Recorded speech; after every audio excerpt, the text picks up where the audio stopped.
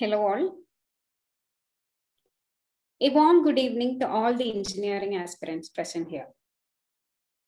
I welcome you all to the Engineering Foundation program conducted by Amrita School of Engineering.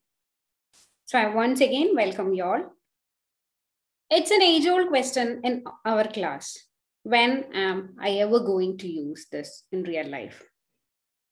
In many of my classes, especially during maths or physics or chemistry, any of the sessions, even I thought of why am I studying all these topics in my school?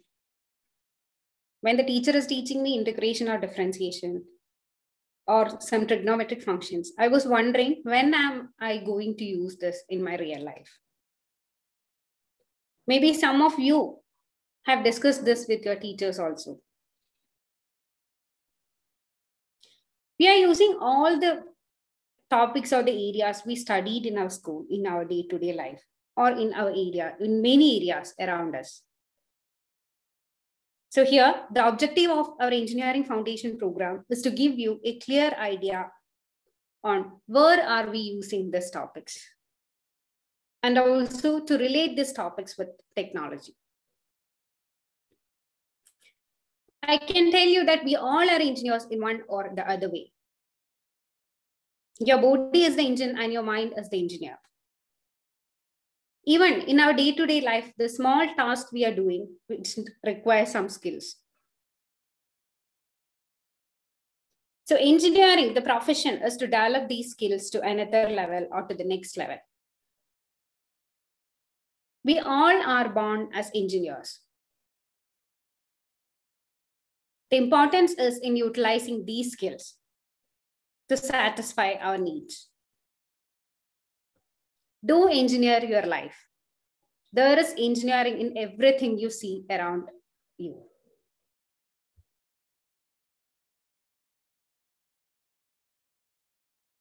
So I welcome you all to this foundation program.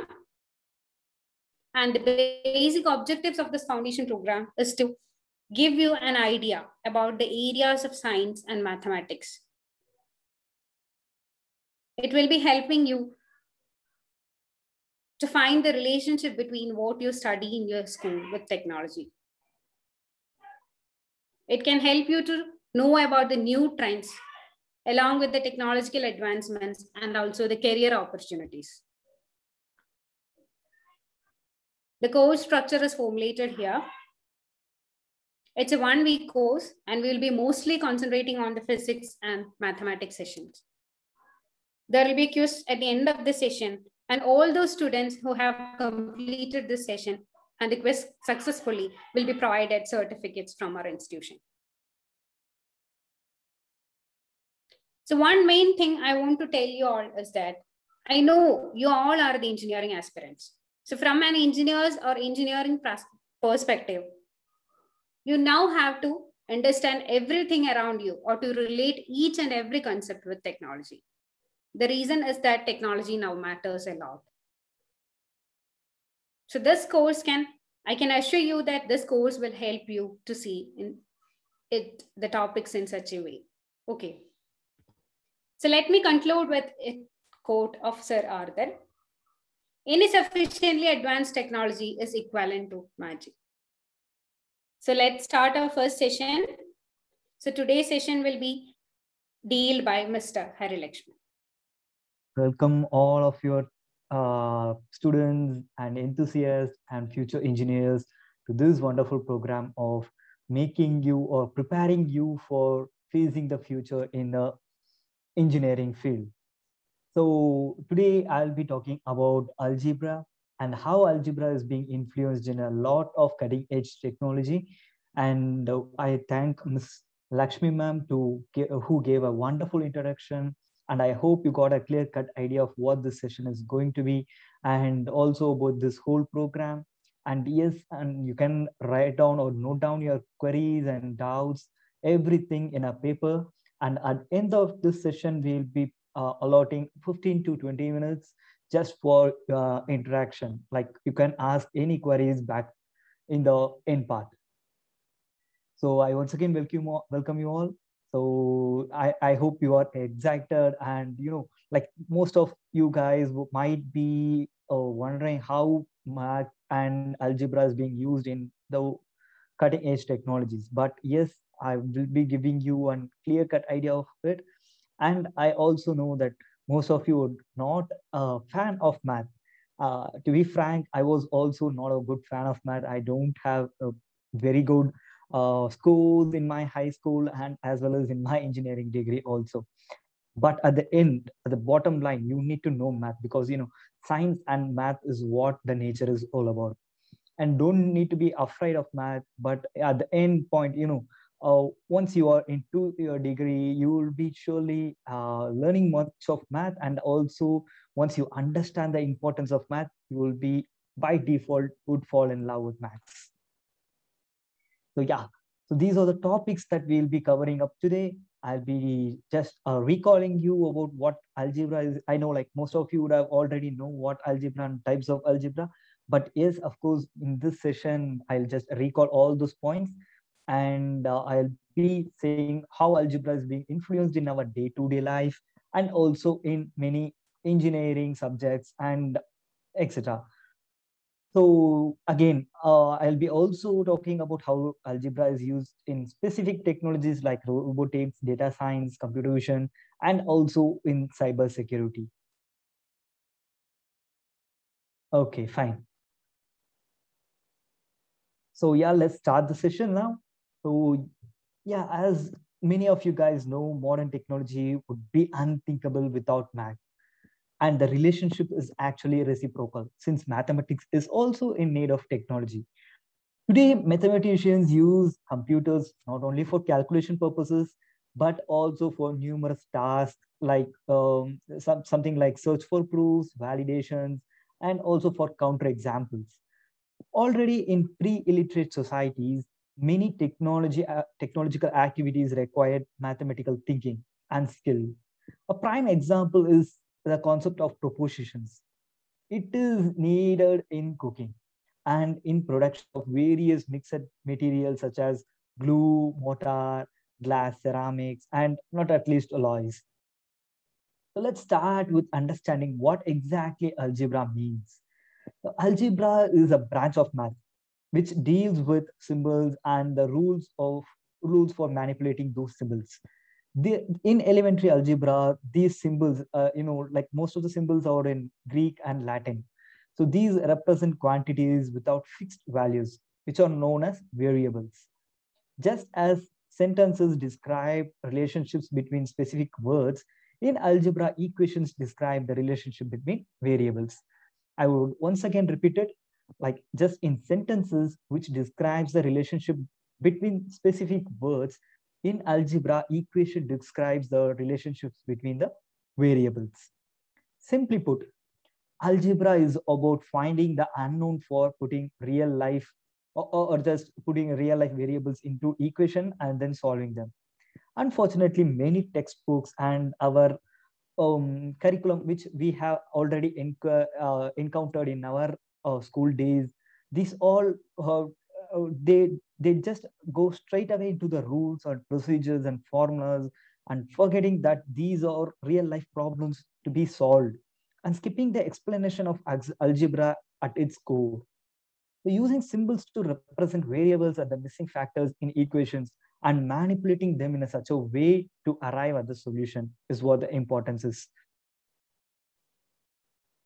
So let's take an example. Like before going to the example, elementary algebra, something like x plus y equal to z. That's what elementary algebra is all about.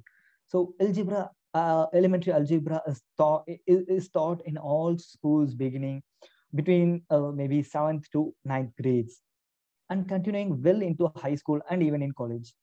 This subject is widely used in many fields, including medicine and even in accounting, but can also be used for everyday problem solving when it comes to unknown variables in mathematical equations. So whatever in your real life, like if you're encountering any kind of problem in your real life, you can ultimately use this elementary algebra to get some kind of solution, not though accurate, but of course you can get a solution clearly. Okay, so one such practical use of we can see about algebra would be like if you were trying to determine how many balloons you started the day with, if you sold 37 but still had 13 remaining. I hope my screen is visible to you and you can read it here.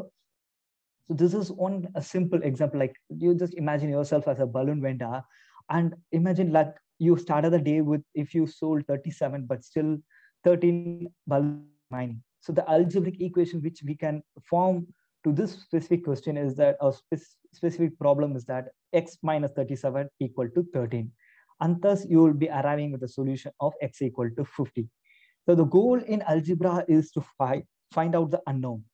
And in order to do so, in this example, you would have manipulated the scale equation to isolate x on one side on the scale by adding the 37 to both the sides, like 37 plus 13. So this would have given you the solution as 50. So what it means is that you started the day with 50 balloons, and if you had 13 as remaining, you might have sold 37 of them in total. So even if you don't think you will need the algebra out of the schoolroom or classroom of your average high school, managing budget, paying bills in the future, and even determining the healthcare cost and planning for future investments, not only in trading sectors, but even in Bitcoins, you will be ultimately needed to get a good grasp and understanding in algebra. So along with developing critical thinking, specific logic, patterns, problem solving, deductive and inductive reasonings, and understanding the core concept of algebra can help an individual better handle complex problems involving numbers, especially as they enter the workplace. Like irrespective of whatever the work you may do in the future, it is ultimately going to be like it involves certain math. And at sometimes if there is at all a critical position or a critical situation where you had to solve some kind of a complex issue or problem, you can ultimately use the skill of math and specific logic thinking and critical thinking and pattern and problem solving skills. So these soft skills are much needed in your real life. So now let's talk about how algebra is being used in everyday life. So as you could see in these examples, these are few examples which I have mentioned here. It is actually not 13 examples, but just 10. So in morning routine, of course, algebra is being used. Like you can imagine yourself like brushing your teeth, like waking up at 6, and within 15 minutes, you need to brush up and fresh up. And in next half an hour, you will be reaching your bus to your school or college. And once you reach the bus, it takes around another 15 to 20 minutes to reach the college. So that's all calculations of simple math and simple algebra. And of course, the second example is making it to the trash can. Like if you want to throw a paper into a trash can, like this was my favorite hobby when in my school days as well as in my working place. So I used to throw a like bunch of papers or crumbled paper just into the bin. So the trash can is set it up in a certain length or away from me. And of course, you don't need to take a paper and calculate the distance and projectile motion of the paper and weight of the paper. So all those complex mathematics are not needed. Of course, if you're skilled enough, you can obviously go for it. But what I'll be doing is that I just could throw a couple of papers and get a good idea or grasp of what pressure or what force do I need to put it on, or on what was the exact paper weight, or should I just crumble up more papers and make it a bit more weight so that it can just like I could control the projectile of the paper just to the trash can. So that's a good example of algebra. And of course, in business and finance management, if something is involved with money, then it is going to be involved with numbers. So if numbers is being involved, algebra and math is going to definitely be involved. So, and in sports, of course, you can calculate, like, like many sports players train themselves and they don't generally use their mental ability for any kind of goal scoring opportunities, but rather they train and subconsciously they will be training themselves for achieving their goal. But of course, you can also train your mental ability and soft skills so that you can achieve your goal a bit quicker. And these are a few other examples, like when you're building a pool, or in health and fitness, and even in home improvements, logical thinking, technology, cooking, everything involves algebra and math. Okay, that's being said and done by how algebra is used in everyday life. Let's move on to how algebra is used in engineering. So yeah, you guys are really engineering enthusiasts, right? So I hope you might have known what kind of like few engineering concepts and terms you might have already encountered, or if you're a good aspirant and you haven't learned about it, I would really urge you, like, these are the black or dark words. You can just Google it out, and I have just make it as a bold so that you can make a note of it and you can search for yourself. And I'll just explain how algebra is being used in different engineering aspects. So the equation for Boltzmann distribution and Gibbs free energy, and hence basically all of the chemical thermodynamics and all of the concepts involves numerous variables, and hence required high degree of algebra to solve for a value. Like Boltzmann distribution and Gibbs free energy where the core concepts of thermodynamics. If you happen to learn, or if you want to learn mechanical engineering, or if you're planning to pursue chemical engineering, or if you're even planning to pursue aerospace engineering, these terms, the Boltzmann distribution and Gibbs free energy, are going to play a vital role. So in these concepts, we tend to solve lots and lots of problems, and there are numerous variables which will be required. And yeah, obviously, if variables are popping up, you need some high degree of algebra to know. And yes, Fourier and Laplace transform, and thus these two are important concepts, and these two expressing equations in the time and frequency domain are all done in terms of variables. Thus, signal processing is built on algebra. Of course, Fourier and Laplace transforms are the core concepts in electrical and communication engineering. And also Fourier and Laplace transforms are also being used in civil engineering and even in mechanical engineering. So when something is involved with time and frequency domain, these two terms or these two concepts play a vital role. And for these two concepts, it's completely about algebra. Like again, you need to solve lots and lots of variables, like the time and frequency domain related variables, and thus it involves algebra.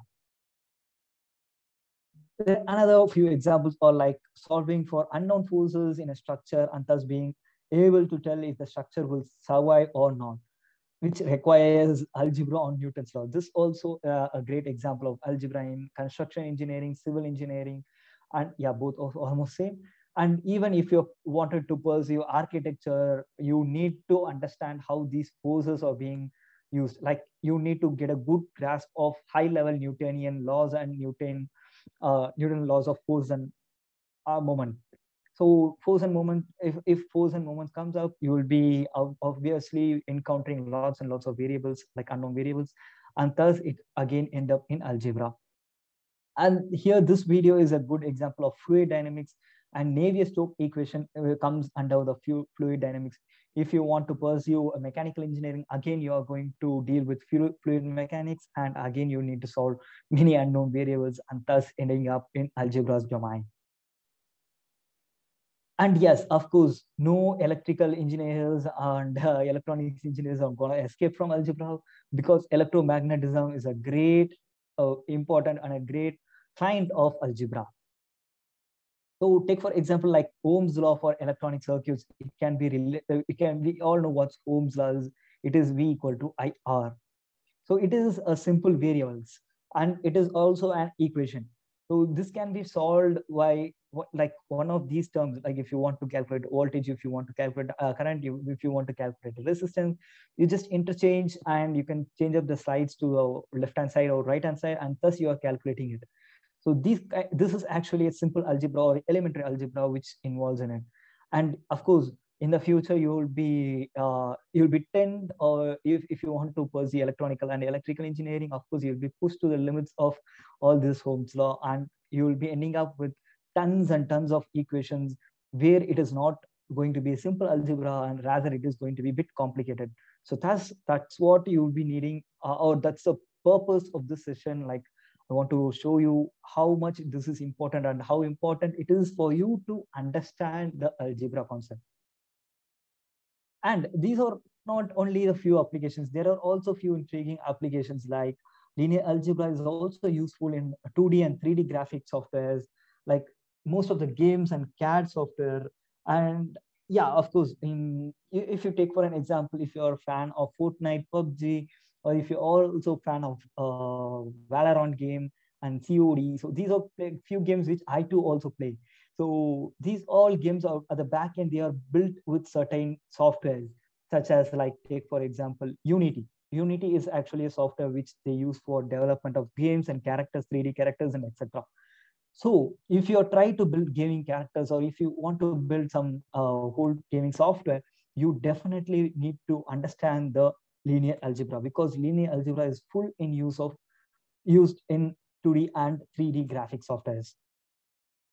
And yeah, of course, if I want to tell any other example other than engineering, obviously even in photography and in medicine, in any kind of science sector, this simple algebra and linear algebra is being used at certain extent.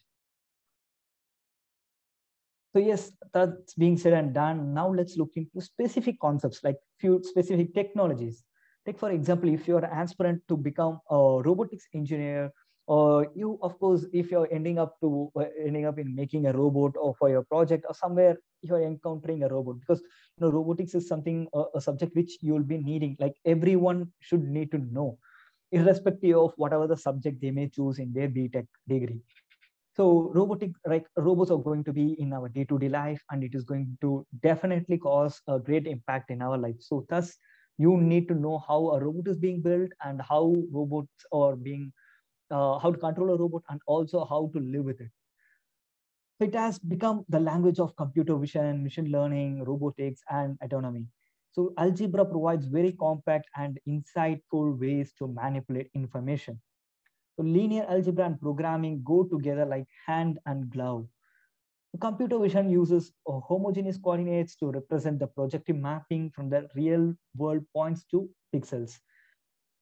Like if you already have done some computer vision projects, you might know how to handle matrices and how to convert the real world points to pixels.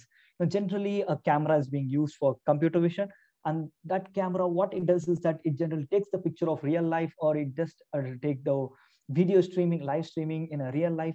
And what it does is that it uses the standard linear algebra tools, which are used for calibrating the camera and used for reconstructing the 3D diagram or 3D image which it have captured. So that's how a computer vision works. I'll be explaining about more about how algebra is being used in computer vision in the upcoming slides. So then, rigid body motions. So rigid body motions are described by transformation matrix, velocity vectors, and etc. A rigid body transform is composed of rotation matrix concatenated with a translation vector. These all vectors and rotation matrix, you might have already learned in your 12th grade. Like if you are from 12th grade, obviously you would have learned matrices and vectors. And yes, you might have also learned how to solve a dynamic rigid body motion problems and etc. So those concepts are what we'll be needing in the robotics subject also. If you tend to learn the robotics subject, or if you tend to build a robotic arm or any kind of robotic component, you need to know how to solve rigid body motions. And if you want to solve rigid body motions, you need to get a good grasp of what transformation matrix and rotation matrix are all about. So as mentioned elsewhere, robot kinematics involves lots of linear algebra, especially when you have a redundant arm or simple robotic arm. The null space of end effector Jacobian, like this is a good term, and I don't want to confuse you a bit. So if you are interested to learn more about this term, the null space and end effector Jacobian, you can just Google it out. So make a note of it, like end effector Jacobian and null space. And direction, like these two tells the self motion manifold, the directions in which you can move the arm without moving the hand. So yes, these are good examples of how algebra being used in robotics field. And now let's look into a few other math concepts which are a bit into robotics, because I'm basically a robotics enthusiast and I just want to stress more about math in robotics field. So I have added this thing. So these are few maths concept like which would be the basic need if you want to learn robotics. So before you come to college or before you pursuing your BTech degree, you need to have a good grasp of all these basic four concepts. One is the geometry, because geometry is necessary. I mean, it is actually a necessity in robotics. So if you are designing a robot for a specific task, you will be tailoring its design to that same task. You will need to find out the correct size parts for your robot. So that's what geometry is all about. And then you'll be needing to know a good grasp about measurements, because in real life and in simulation and even in your math book, all here you might have encountered what measurement is, but when it comes to robotics, it's a bit complicated. So if you are going to build a robot, you will need to know how big your robot should be in order for it to perform its task.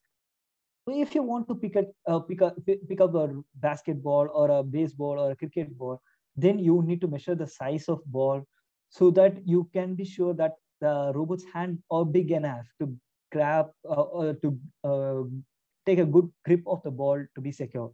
So that's where the measurement plays a vital role in action and statistics. So so you build a robot. Now you should test how well it performs. Maybe your robot moves at a certain speed and you want to see how fast it can go. So after a couple of trials, you have some data. Now, but now what do you understand with the data obtained? This is where understanding of statistics becomes more important. So statistics is also a great subject, and you need to know in projection purposes, or if you're involved in bit of machine learning and deep learning. So all in these AI terms, also statistics plays a vital role. And of course in algebra. So last but not certainly the least, algebra is very much important in robotics. You may only just started out, but this one is the most important part of math which you will be needed to learn before you enter into the field of robotics.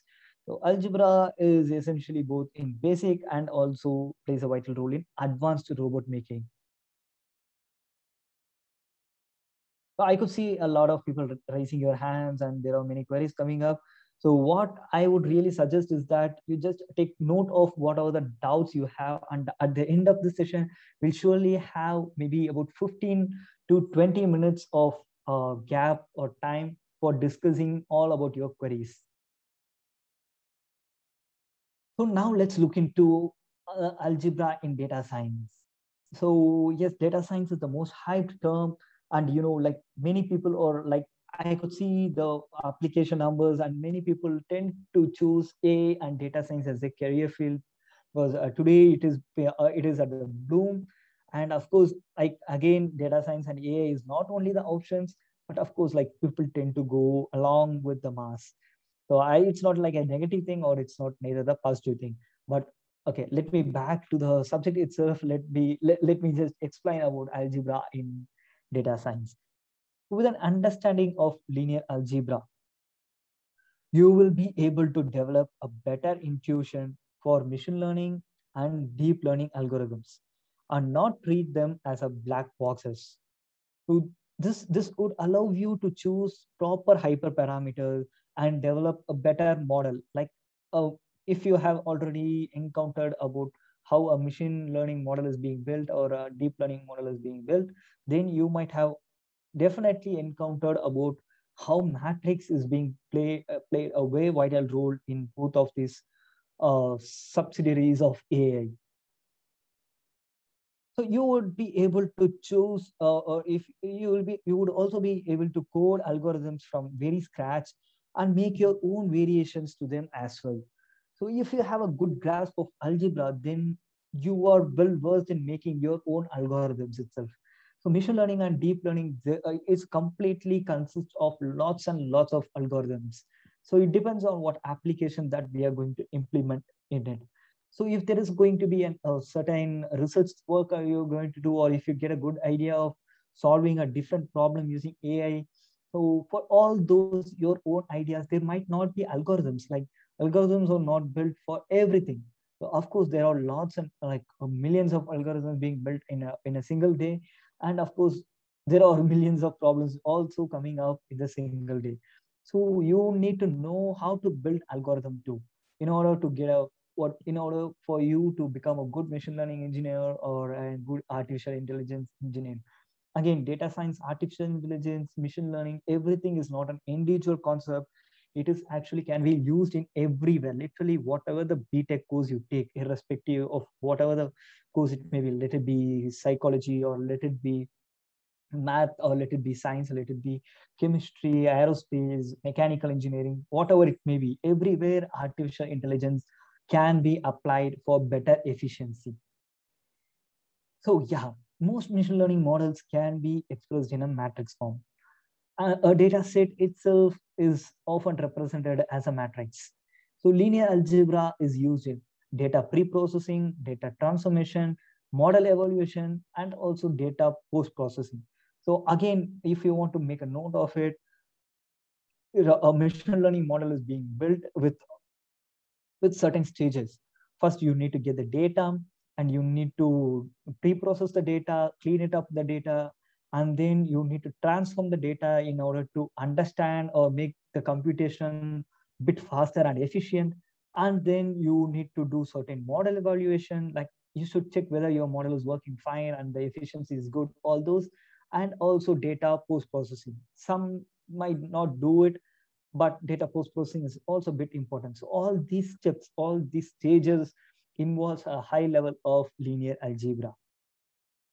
So few topics which you need to be familiar in order to become a good data scientist or good understanding of machine learning and deep learning concepts. Then you need to be good at few math concepts like vectors, matrices, transpose of matrix, inverse of matrix, determinant of matrix, trace of matrix, dot products, eigenvalues, and eigenvectors. Like most of you kids might have learned all about these topics, but yes, of course, like again, not most of them might have learned it. So I like I have mentioned in the first point, these are the important concepts which you need to make a note of it. And better, it's always better to learn these matrices and to become much efficient and make a good practice of it, so that in your engineering you can spend a lot of time enjoying rather than spending a lot of time on your exams and concepts. So that's actually a tip from your senior. Okay, now let's look into how exactly the algebra is being influenced in image recognition. So image recognition is an application of machine learning and computer vision. So like, again, what do you see when you look at the image? I hope you could see the image here, the sunflower. So most of you, like I said, it is obviously a sunflower. It is nothing a bit of tough to recognize, right? So, but if I ask you to write that logic so that the computer can do the same for you, it will be very difficult, right? If you ask a computer to find what exactly it is like the computer is seeing here, that's the tough part. Because even if I ask you, how did you recognize this flower is a sunflower, or this image is actually a flower and it is in a yellow color and orange, and it is I could see a pine like structure with a green color in the middle. So like we could deconstruct it inside our brain. So those things happen subconsciously and at very microsecond. So how does that computing happens inside your head? It is because of years and years of practice. Of course, you've been taught in your KG, kindergarten, and even in your first and or second grade. So you've been trained to analyze the image, or you'll be trained to get a good grasp of how a sunflower looks like and how to decompose the characteristics that you could see in a sunflower and recognize it and thus providing the answer. So that's the same algorithm which will be needing for a computer too. So if you're a computer science aspirant, or again, if you're a machine learning aspirant, or if you want to become an artificial intelligence engineer, so you need to understand how to build algorithms and how to write codes in order, if you want the computer to understand certain things. Again, so you were able to understand or identify the flaw because the human brain has gone through million years of evolution. So we do not understand what goes in the background or inside our head, right? Whether the color in the picture is red or black, so we need to find out the characteristics. We have somehow trained our brain to automatically perform this task, and thus we call it as subconsciousness. But making a computer to do the same task is not an easy thing, and is an active area of research in machine learning and computer science in general. But before we work on identifying attributes in an image, let's ponder over a particular question. How does a machine stores this image? So you probably know that computers today is being designed to process just zeros and ones. So 0 and 1 are binary codes, which is the only way that computer works, or computer process any kind of inputs and outputs. So how can an image such as above, with multiple attributes like color, being stored in the computer? This is achieved by storing the pixels intensities in a construct called matrix. So, if a computer make a good look at the image, it just decodes the pixels. So what pixels are? It is nothing but zero. It is actually the intensities, like the color intensities. The color intensities, of course, the orange and green and yellow, or they do have different kind of color wavelength and color intensity. So those color intensities will be decoded, or it will be deconstructed into binary terms, and thus we call it as pixels. And those pixels can be stored inside a computer in a matrix form.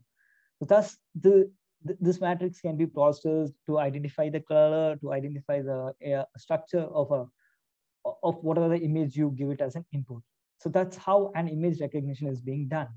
So any operation, if you want to perform on this image, would likely use linear algebra and matrices at the back end of the computer. So that's what we enthusiasts, like, again, computer science enthusiasts, AI enthusiasts, and the machine learning engineers, you should be well known of how it is getting worked. So yes, I hope you now you might have got a good grasp of how computer science engineering or computer vision and robotics are being used in a simple linear algebraic domain. Now, this is actually very good example of, or very intriguing example. I don't have too much of knowledge inside the computer, cybersecurity. But of course, I do have a basic idea of what cybersecurity is and how a cybersecurity works and how algorithm is being made and implemented in it. And I happen to learn that algebra is again plays a vital role in this domain too. Again, we in Amrita, we have encountered lots and lots of applications for cybersecurity too. Not only in BTech, but also PG students have shown wide and tremendous opportunity and also like interest in this subject. So for all those who are interested in cybersecurity, and also for all those who are not interested in this subject, but you need to know what cybersecurity is and how math is also being used in this subject. So again, once I have explained these, the importance of algebra in cybersecurity, you must, like every student who, or like every enthusiast who come to our college or any college, you must prepare yourself with good algebraic knowledge. Like I mentioned few of those in the upcoming slides, like in this slide. So you just brush it up your concept and learn as much as possible. And then if you're going to start your career, or if you are starting your UG and PG, it will be so much easier to cross, or it will be so much easier to save time, and also it will be so much easier for you to get a good score at the very beginning in the first semester itself. So cybersecurity is not generally considered to be a math intensive profession. Like most of you would have, might have already got into a shock state, like how cybersecurity and how algebra is being related. That's exactly no wonder. Actually, that's exactly my reaction was also at the beginning. So that is not to say Like, however, that familiarity and comfort with math will not hugely beneficiary or beneficial for success in cybersecurity. On the contrary, to advance beyond an entry-level cybersecurity position, or a student who must have already got a good comfortable with high school math, at least you might have you might have a good start in cybersecurity, of course. So whether expressed as a, like, take for example, like, yeah, whether expressed as a threat X vulnerability or probability X loss. So these are like threat X vulnerability and probability law X loss, or those uh, like few important concepts of cybersecurity, or in some other more sophisticated fashion. So determining the risk is a mathematical exercise. So if you want to project, or if you want to calculate the amount of risk in any kind of process in computer, you need to have a good mathematical exercising skills. For many security works, this calculation is performed almost subconsciously many times, like each day in the execution of their duties. Knowing what is essential and where to spend the time and resources for the most significant result is the essence of ability of understanding the risk. Sorry. If on the front line of security operations center is SOC, like if you are a cybersecurity enthusiast, you might have encountered what SOC means: security operations center. So a security specialist is what we call an graduate engineer after pursuing cybersecurity. So it is actually a profession. So security specialist, so he or she can be flooded with a lots and lots of security alerts every day. They must analyze these alerts and make a very quick risk assessment to know what they can handle now and what must be escalated for further investigations. So this can be overwhelming at times and requires ability to calculate risk very quickly. Like entry level cybersecurity jobs will require at least some understanding of computer coding or programming concepts. Like computer code is written with a math as its foundation. Of course, like in your computer science, you might have already encountered linear algebra, and math is basic foundation of computer coding. So coders need to understand programming concepts like constraints, variables, and programming logics. For example, you would be required to understand a basic computer code like this elementary if-else statement, which I have written in the slide, in the last point. So let a variable x be equal to 1, and if x will be equal to 1, the window should alert the expression is 2, else the window should alert the expression is false. So this is actually a simple if-else, like elementary statement. So this is actually a good example of linear algebra. The above is a simple example of computer code, and still, like, this code is actually a simple example of computer code. Still, from this you can see that you need to have a good understanding of mathematical logic and how a computer will interrupt the information that you are providing. So in order to like make the computer work more efficiently and in a more speed terms, you need to constrain the coding, uh, the number of lines, and also you should be able to constrain your sophisticated codes. So that's how algebra is being used in cybersecurity. And also to mention, like I'm myself, actually, I hope I did not introduce myself, so I'll just introduce you at the end, like it is in now. So myself, Hari Lakshman, I have completed my mechanical engineering in the Amrita University in year 2019. And why I mentioned is this, like, because, you know, my friend, and also he is kind of a close friend to me, he actually completed computer science engineering at the same year 2019, and now he is working in a cybersecurity company, and he's one of the top fellows who bagged high packages in Amrita in the year of 2019. And what these points and this slide is actually inspired from him.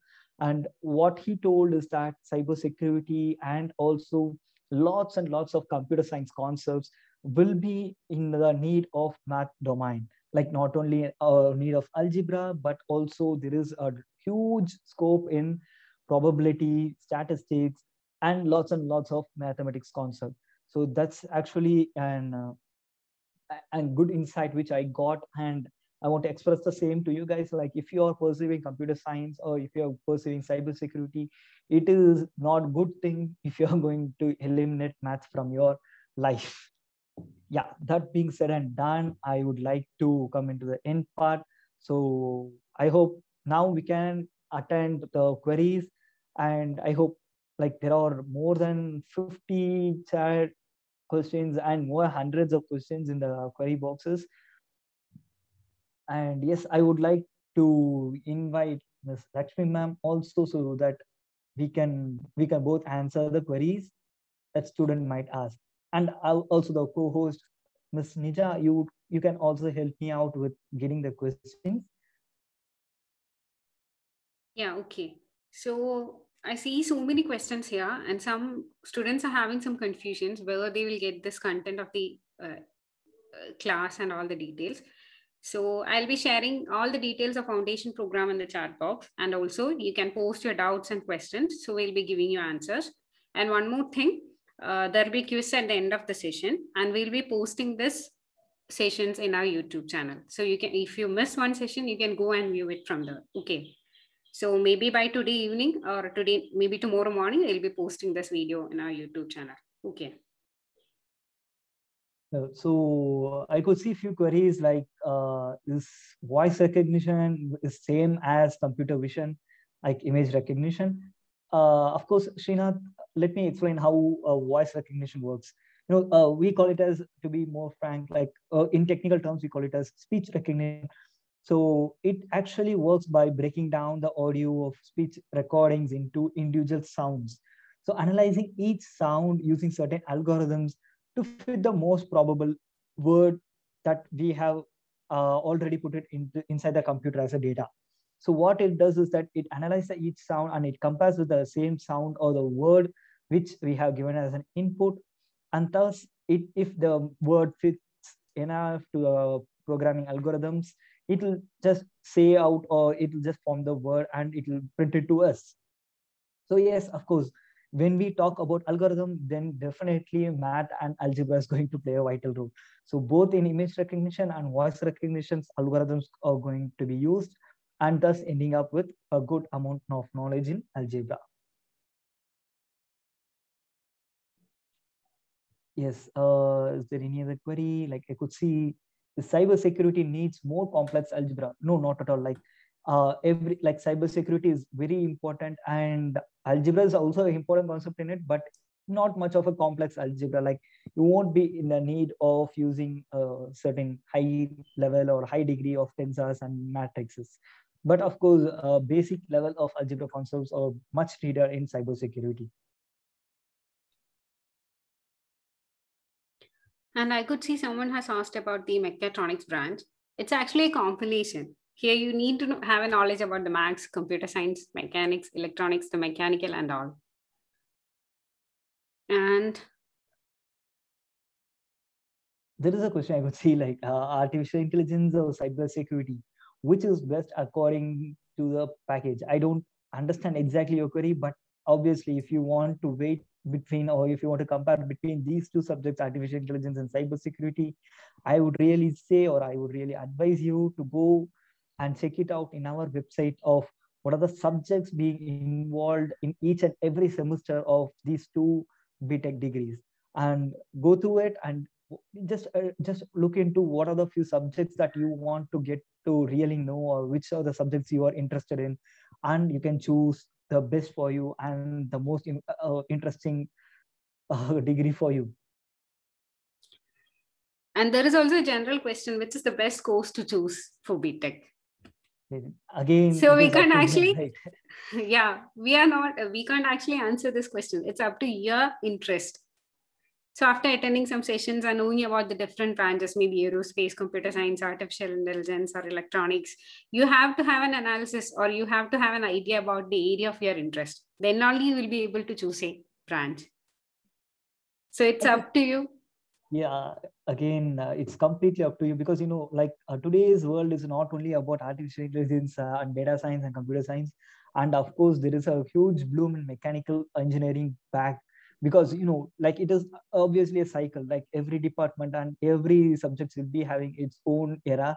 But today's world is not like that. Like every subject and each and every degree, whatever you take, it is having a great scope. It's completely in your hand, like how much skill you withhold in your domain and in your degree. So that's all matters. This is just an great advice from your senior. Like I just completed my BTech just 2 years back, and I could really suggest, like I could see most of my friends how they work and where they work everywhere. I had a huge friends in all departments. So everyone, they secured a good job. It's completely in their hand because they do had the skill and interest in the subject. So that's why Lakshmi ma'am as well as myself stress to go for what subject that you really like and love. And I could see a good question like, what are the differences between mechatronics, automation, robotics, and again automation? So to be frank, like my favorite domain is robotics and automation.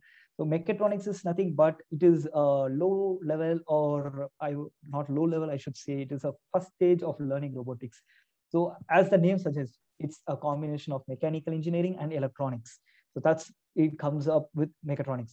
But in robotics subject, it is combination of mechanical engineering and electrical and electronical engineering, and it is also a good mixture of computer science as well as a good interest of psychology.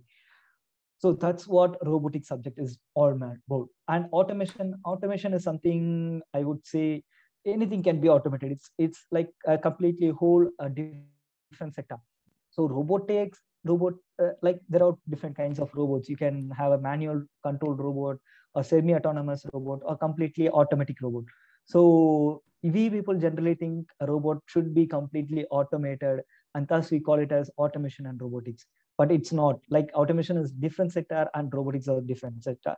Like automations can be done even using Python coding and automation softwares like RPA. So those are like any process. If you want to make it automatic, then we call it as automation. So that's as simple as that. And ma'am, Lakshmi, there is a query like when I can expect Amrita phase 3 results. Okay, so many students are asking about the entrance examination and all the details. You can expect, just go to our website and everything is given detail in our website. And on July 22nd, the results will be announced. And also most of the people are asking about computer science and engineering only, I think. Okay, yeah, like we see in our number of applications, like most of them opting for it, but really it's going to be competitive thing. And also, again, I would like to stress out like computer science and artificial intelligence are not only the scope. If you like, you think like today you have a good opportunity for AI and data analysis and data scientists and etc. But think ahead, like after 4 to 5 years, or maybe after 6 years, what subject might be existing there? So there will be flooded, or after 4 or 5 years, there will be lots and lots of AI engineers, machine learning engineers, and data scientists. So the value might get reduced. It is just my own personal opinion, and I'm not criticizing it. So what I'm trying to say is that just choose what are the subject or what you want to learn, and just go with it. And definitely, if you have enough skills in your domain, then it will secure you a good job and scope and research in that area. Okay, so which all topics you need to know in maths to study data science? I saw a question like that. So for learning data science, or you need to have an idea about the statistics, linear algebra, probability, calculus. All these topics are those you have studied in your 12th itself. So you need to have a knowledge about these topics to get an idea, get into the subject called data science. Okay, fine. Ma'am, you just address the other queries. I'll just take the Google form and share it with the students. Okay, just a minute. So I'll share attendance form. Kindly check it out and fill it as soon as possible, students. And also one more thing, your exam will be based on the topics we are discussing in our sessions.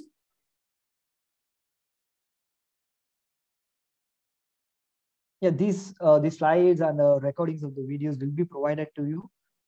No need to be worried. You can check it out later on also, and you can prepare yourself for the exam, which we'll be posting up in the future. Yeah. And next session will be conducted by Ms. Lakshmi, and she'll be explaining a good, or she'll just give an introduction about what the next session is all about. Please, ma'am. Yeah.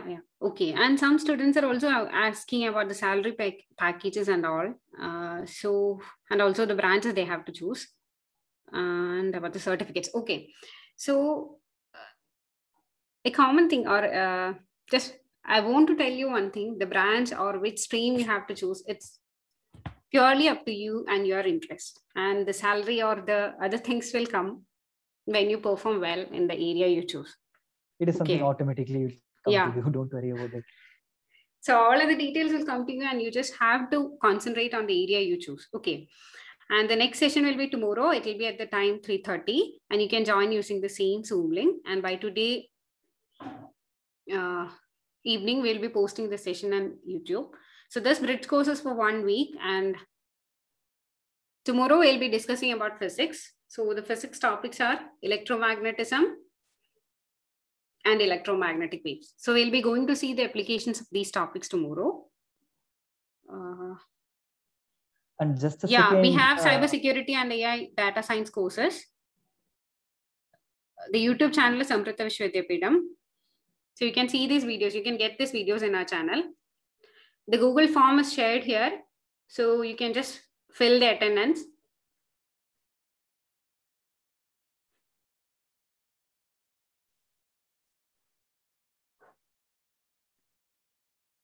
Okay, just fill the attendance and leave, guys. And meanwhile, let's address few other queries also. Is the completion certificate help in any way? Of course, you will get a good understanding, and you can show it out. Like you can just share with your future faculties that you have completed a certain foundation programs, irrespective of what college that you're going to choose. Not only about Amrita, and it comes out with a good recognition from Amrita University, so it will be definitely useful in your future. Is your class related to 12th class or engineering? So that's actually a good question. This is actually a bridge course. Like we want to you guys, or we ourselves want to be a bridge between 12th and engineering. So we just explained how we will be explaining how math and physics, like few important concepts of math and physics, how it is influenced in your engineering, real life, and also in the future technologies. So that's why we are here. So it's the technology era. So you need to have an idea about what technology is, what is the importance of technology. So everything you study, it is related to some other technology. And you should have a proper idea about the technological advancement if you want to survive in future. Maybe for your job or anything, you need to have an idea. And there is a query how to attend the tomorrow's class. And I hope for every class, we have shared the link, right? For every class, you will have to join using the same link. The counseling, the quiz, all will be through the same link. Only for the counseling, the timing will be from 5:30 to 6:30. Every other classes will be from 3:30 to 5 p.m. Yes, this is actually a recurring meeting, so no need to be worried. Just copy and save this link somewhere so that you can attend quickly. And there is also few queries like the certain students are worried about JEE mains, and we would really say like we might not be postponing it. Rather, we will be providing the session for you guys, and it is actually a recorded thing. So we will be providing the recordings, of course. So no need to be worried. You can check out the recordings and you can prepare yourself for the quiz, as well as you can just prepare yourself for the future. And Ms. Nija, can you share the link once again in the chat box? Yeah, sure. Before exiting, students just complete the attendance form and then leave it.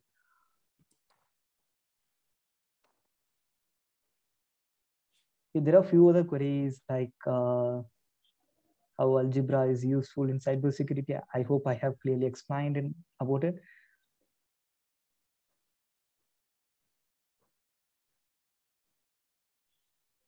please explain mathematics used in electronics and instrumentation. Of course, I would love to explain it.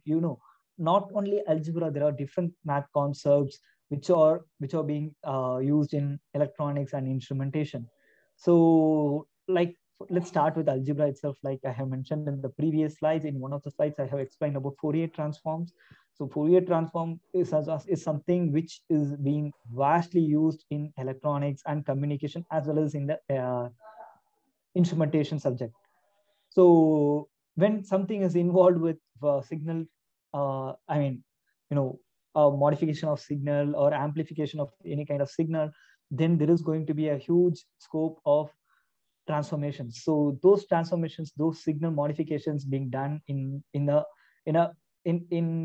Fourier and Laplace transforms. So when it involves in time and frequency, like any concept, when it is involved in time and frequency, then the Laplace and the Fourier transform plays a vital role. So again, if you are a good enthusiast of electronics, instrumentation, as well as communication engineering, then you must know, or before joining the college itself, you just have a good idea of what Laplace and Fourier transformations is all about. And not only in these two fields, and also in mechanical engineering, we also deal with transformations, like the matrix transformations. Yeah, so I think everyone has completed the form. Mm-hmm. Actually, we can consider mathematics as the base for the computer science. To write a program, we need to have that logic. That logic comes from mathematics only. Yes, that logic, exactly what we call logic, can be implemented, or we can just increment the logic, and we call it as algorithms in machine learning, computer science, and deep learning programming. So again, artificial intelligence, or even in not only in data science, artificial intelligence, and computer science, but these kinds of logics and algorithms are also widely used in material science engineering also. Like in my thesis, like in the 4th year, I completed a research work, and even in that, a simple algorithm we used to calculate a large amount of data which we obtained using a material processings. So obviously, math, logic, algorithms, these all are some kind of soft skills which you need, like irrespective of whatever the degree you may go with. Okay, someone asked, is there any branch without mathematics? Yeah, that's hard to, like, even psychology have math. Like, it is like math and science is something about nature itself. So we can't escape from math or science. It is better to learn and embrace it and use it in our real life to become more efficient. That's it. Just put some love, then everything will be fine. Just put some love in what you're studying. So then you can see you improving in your studies. Yeah, I think everyone had filled the form.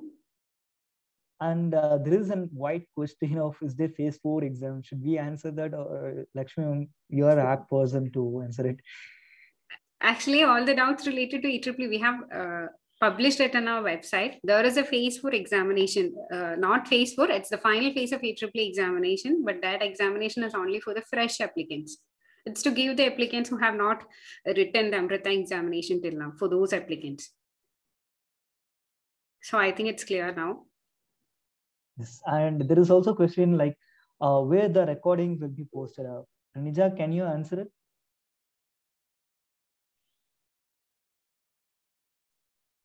The recordings will be shared with you via mail, and also it will be posted in the Foundation course website, which has been shared with you in the mail with this link.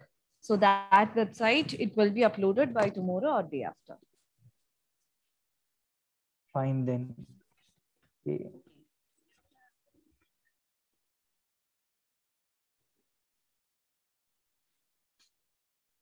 Fine. Is there any other queries we need to answer, or shall we wind it up now? Yeah. What kind of physics topics comes in easy? just hold on to your seats tightly. We will be discussing about in the next upcoming I'll be sessions. discussing about physics section soon. Okay then. So thank you all. Thank you so much. So we can meet tomorrow at the same time. Okay, thanks a lot for attending the session, and I hope we could expect the same huge amount of students in the upcoming sessions also. And also congrats, like many of you might have got a good idea and you might have already inspired to become engineer. And of course, all the best for you guys in the JEE Mains examination. Do well. And one tip should be from me is like, keep calm and just go with the flow, or just trust your hard work which you have put in the last 1 year. So yes, thank you for attending.